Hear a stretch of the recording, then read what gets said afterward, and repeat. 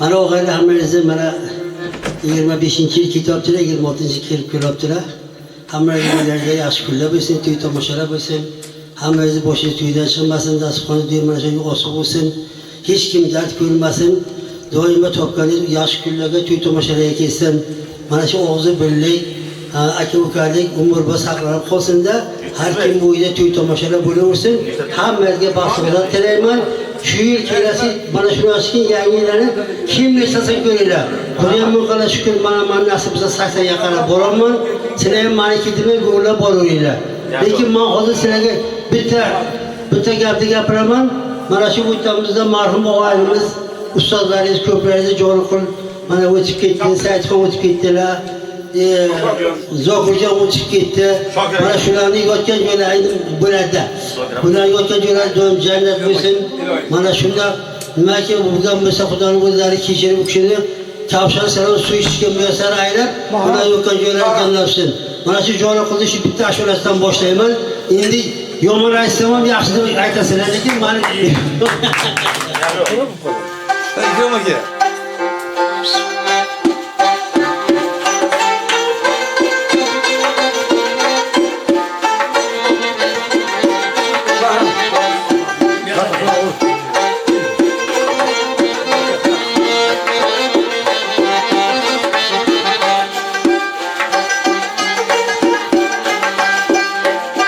İnsan bilmegen, dost bulup yolda turmagan. İnsan bilmegen, dost bulup yolda turmagan.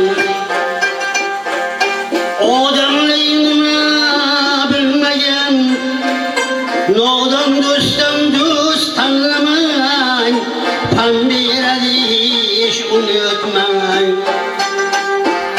Nodan dostdan dost tanlamay, pambiradi unutmay.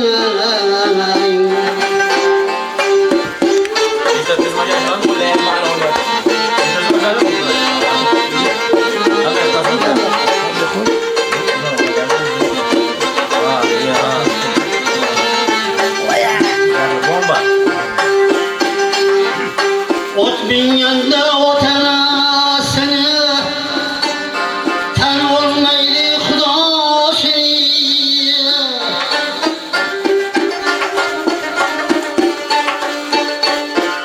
Ot binyanda otana seni, tan olmaydi Xudo seni. Olmasa ota duosini, nodan dostdan dost tanlamay, pambiradi hiç unutmay. Olmaz ota duasını, nodan dostdan dost tanlamay, pambiradi hiç unutmay.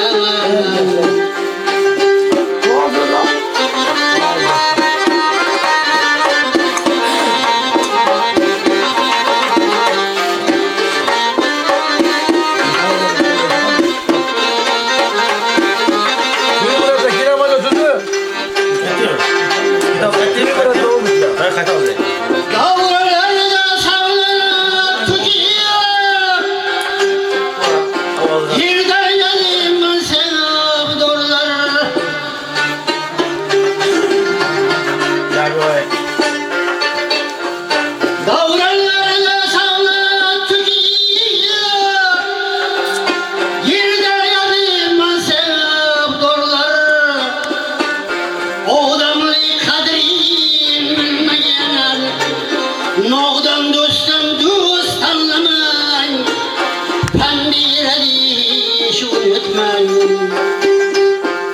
Nodan dostdan dost anlamay, pambiradi hiç unutmay.